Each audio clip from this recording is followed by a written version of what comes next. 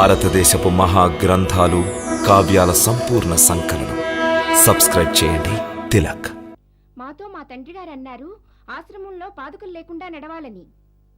ఇంకో మాట కూడా అన్నారు, ఎండా వానల్లో ఛత్రం ఉపయోగించరాదని. ఎందుకని గురుదేవా? ఎందుకంటే గురువు కర్తవ్యం తన యొక్క శిష్యులను సర్వసన్నద్ధులుగా చేయాలి. అప్పుడే జీవితంలో వారు ఏ అవరోధాలైనా ఎదుర్కొంటారు. నేడు మీ రాకుమారులు రేపు వనవాసం చేయవలసి వస్తే ఆ సమయంలో మీకు ఆత్మబలం లేకపోయినట్లయితే అశక్తులవుతారు. అందువలన ఈ కఠోర తపస్సుకు ఆవశ్యకత ఎంతైనా ఉంది.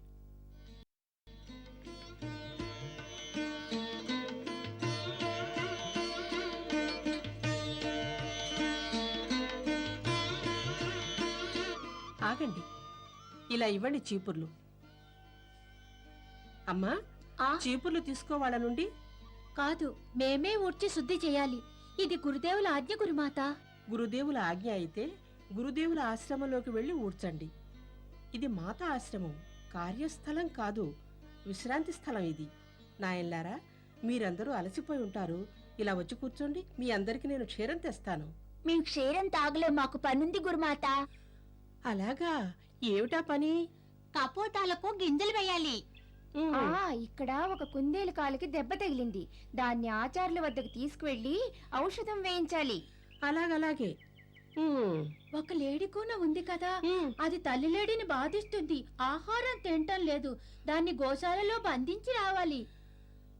అలాగా, చాలా పనులున్నాయి మీకు చెయ్యడానికి. అది సరే, ఒక మాట చెప్పండి, మీ నలుగురికి అయోధ్య గుర్తుకొస్తుందా? బాగా గుర్తుకొస్తుంది. రాత్రి వేళ నిద్ర రావట్లేదు. ఓహో, అయితే నిద్ర రానట్లయితే ఒకటి చెయ్యండి. రాత్రి మీరు నా దగ్గరకు వచ్చి పడుకోండి. కాదు, మీ దగ్గరకు వచ్చి నేను పడుకోలేను. మీరు నాకు జోల పాడరు కదా. అక్కడ ఈ బ్రహ్మచారులకు ఎవరు జోల పాడుతున్నారట? రామన్నయ్య బహు చక్కగా జోల పాడతాడు, అచ్చం అమ్మలాగనే. రాముడా?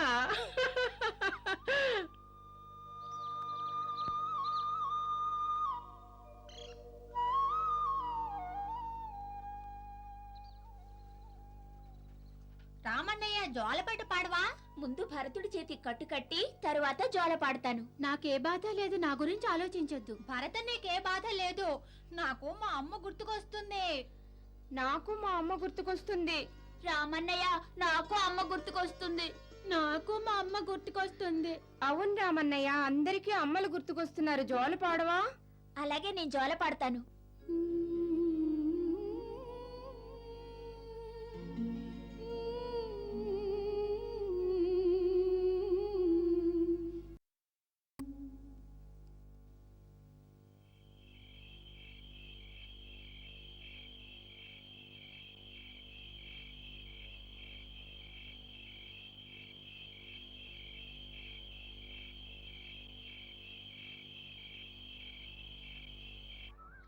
దేవి అరుంధతి, ఈ బ్రహ్మచారులు మా శిష్యులు. వీరి మీద వ్యామోహం సాగనీయరాదు. నేను వ్యామోహం ఎక్కడ సాగించాను స్వామి? నేను ఒక అమ్మగా కర్తవ్యం నిర్వహిస్తున్నానంటే. తమ తల్లులకు దూరంగా ఉన్న చిన్నారి పిల్లలు దినమంతా అలసి కుటీరానికి వచ్చినప్పుడు వారికి తల్లులు జ్ఞప్తికొస్తున్నారు. వారికి కాస్త మమకారం పంచడంలో తమ శిక్షణకు ఏ విధమైన ఆటంకమూ రాదు కదా. మేము మా శిష్యుల భవిష్యత్తు కొరకు ఇలా ఆలోచిస్తున్నాం. వీరు వీరపురుషులుగా మారి ఇతరులను రక్షించాలి, ఈ ధరిత్రిని పాలించాలి. అందుకే వారి జీవితం ఇప్పటి నుండి ఒక కఠోర తపస్సులా కొనసాగాలి. వారిని కర్మిష్ఠులుగా రూపొందించాలి. కర్మిష్ఠులు కానివ్వండి, కానీ పాషాణాలుగా మార్చకండి. భావనల సున్నితాన్ని కూడా వారిలో కలిగించండి.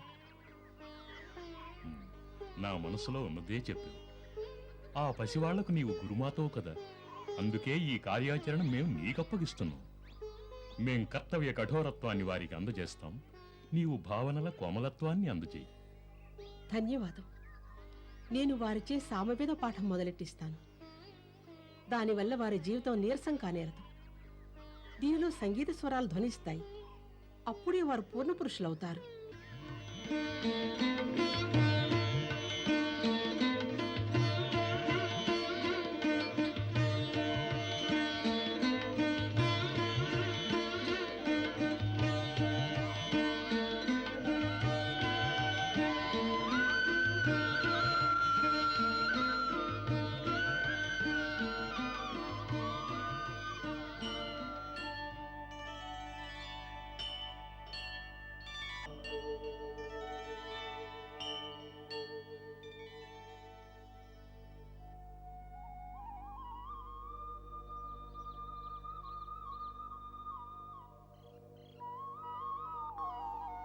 సర్వమంగళ మాంగళ్యే శివే సర్వార్థ సాధకే శరణ్యే త్రయంబికే గౌరీ నారాయణీ నమోస్తుతే.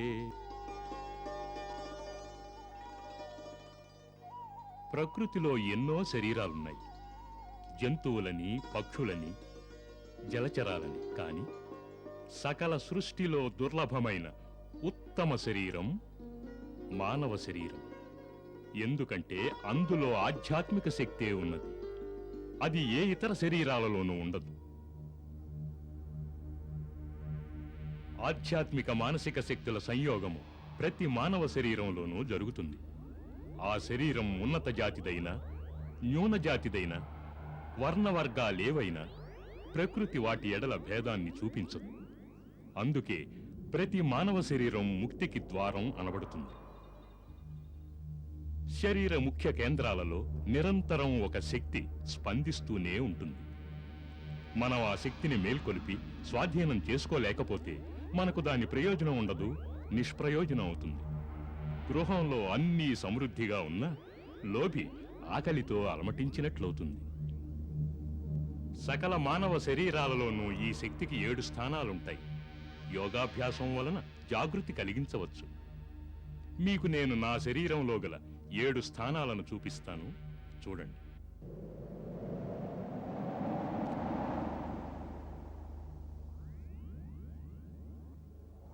మొట్టమొదటిది మూలాధార చక్రం.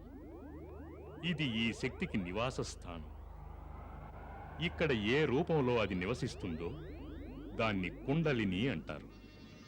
గురువు కృపా కటాక్షాల వలన ఈ శక్తిని ఇచటి నుండి కదిలించి 2వ కేంద్రం వరకు చేర్చవలసి ఉంటుంది.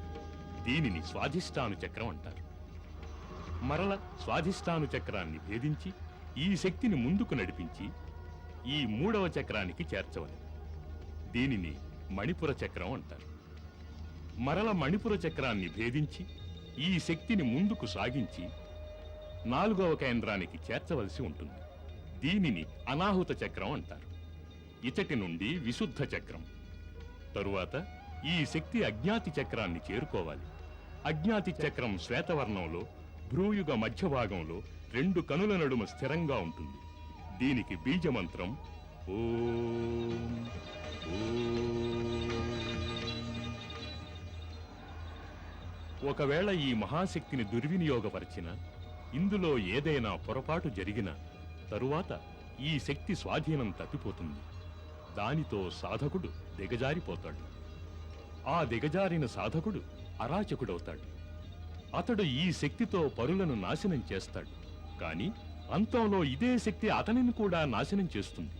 అందువలన గురుదేవుల ఆజ్ఞా సహకారాలు లేకుండా ఈ అభ్యాసం చెయ్యకూడదు.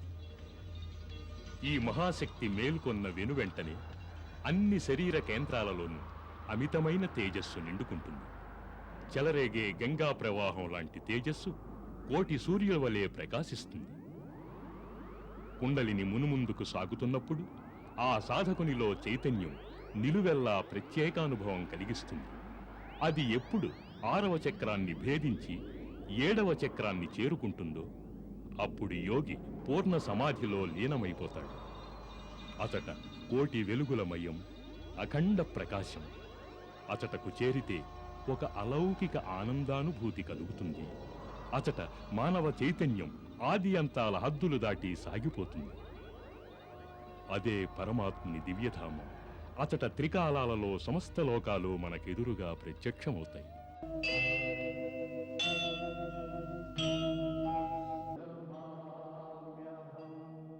సూర్యవందనం వైజ్ఞానికమైనది, ఆధ్యాత్మికమైనది. సూర్యోదయ సమయంలో సూర్యునికి అభిముఖంగా నిలిచి వందనం చేస్తే శరీరారోగ్యం చేకూరుతుంది. మనస్సులో ప్రకాశం పెరుగుతుంది. జీవిలోపల గల శక్తి పెరుగుతుంది.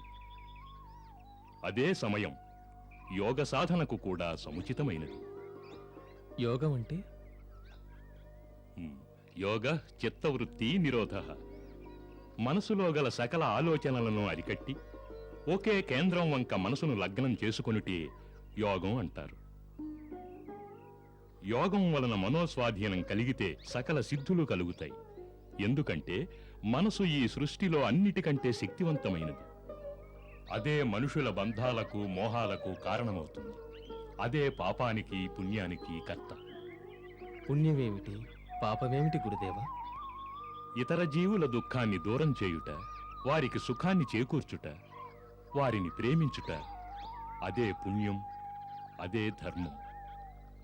మరి ఇతరులను పీడించుట, ఇతరుల మనసును వేధించుట అధర్మం, అదే పాపం. ప్రేమే పుణ్యం, ద్వేషం పాపం. పాపపుణ్యాలలో పడే జీవి ఒక యోని నుంచి మరి ఒక యోనిలో జన్మిస్తాడు, మరణిస్తాడు, మరలా జన్మిస్తాడు. ఈ జన్మకు అంతమేమిటి గురుదేవా? మరణం. గురుదేవా, మరణం అంటే ఏమిటి? ప్రాణి ఒక శరీరంలో ప్రవేశిస్తే దానిని జననం అంటారు. మరల ఈ శరీరాన్ని విడిచి వేరే చోటుకు సాగిపోతే దాన్ని మరణం అంటారు. నిజానికి కేవలం శరీరమే మరణిస్తుంది, ఆత్మ మరణించదు. మనలో సజీవంగా ఉండేది జీవాత్మ. మన జీవాత్మలో జ్యోతి కిరణాల్లాగా అనంత కాలచక్రంలో తిరుగాడుతూ ఉంటాయి. సకల జీవాత్మలు ఈ అనంత మార్గంలో ఒంటరిగా పయనిస్తూ ఉంటాయి, ఒంటరిగా పయనిస్తూ ఉంటాయి. దారిలో జ్యోతుల వలె ఎన్నో లోకాలు, ఎన్నో గోళాలు ఎదురవుతాయి. అక్కడ మనం జన్మిస్తూ ఉంటాం. అక్కడ జన్మించి మనం ఇతర జీవులతో కలుస్తూ విడిపోతూ స్నేహ శత్రుత్వాలనే చెలగాటలాడుతాం. మరల ఒకనాడు అక్కడ శరీరాన్ని విడిచి మనం కాలచక్ర గమనంలో మరల ఒంటరిగా సాగుతూనే ఉంటాం. వీడిపోయిన వారి వ్యామోహం కొంత దూరం వరకు వెన్నంటి వస్తుంది. జీవి కొత్త కొత్త రూపాలను ధరిస్తూనే ఉంటుంది. కొత్త జన్మ పొందే వరకు అది ఎన్నో కొత్త కొత్త లోకాల నడుమ కొత్త కొత్త రూపాలతో ఒంటరిగా పయనిస్తుంది, ఒంటరిగా పయనిస్తూనే ఉంటుంది. దీనికి అంతం ఎక్కడా? అంతం కేవలం ముక్తిలోనే. ఏ మనిషి అయినా ముక్తిని పొందగలిగేది తన పాపపుణ్యాలకు అతీతుడైన నాడే. కారణం పాపపుణ్యాలు రెండూ సంకెళ్ళే. ఇను ఒకటి, స్వర్ణం ఒకటి. మానవుడు తన జీవితంలో కర్మ చెయ్యాలి కదా. ఆ కర్మ పాపం కావచ్చు, లేక పుణ్యం కావచ్చు. మరి ప్రాణి ఎలా తప్పించుకోవాలి ఈ బంధనాల నుండి? నీ సమస్య సరైనదే రామ. కర్మ చేయక తప్పదు. కాని ఆ కర్మ నిష్కామ కర్మ అయిననాడు, ప్రతిఫలాన్ని ఆశించనదై ఉంటే ఆ జీవి కర్మఫలం నుండి విముక్తి చెందుతాడు. దీనికి రెండు దారులున్నాయి. ఒకటి భక్తి, ఇంకొకటి సాక్షీభావాన్ని అభ్యసించడం. అంటే కర్తగా అహంకారాన్ని వీడడం, కర్త తానైనా దూరంగా ఉండగలగడం. కర్త తానై కూడా దూరంగా ఎలా ఉండగలడు గురుదేవా? నా వద్దకు రా, నేను చెప్తాను.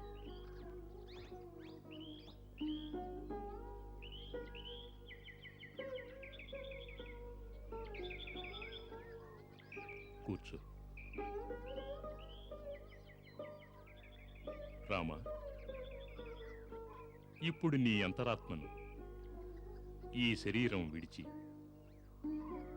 నాతో రమ్మను.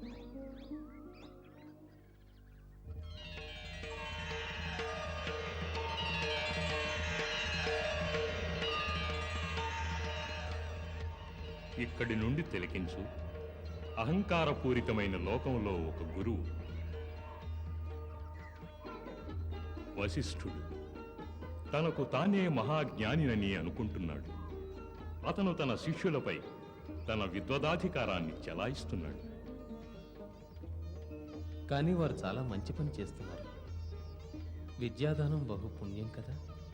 పుణ్యమే, కాని పుణ్యంలో ఒక భయం ఉంది.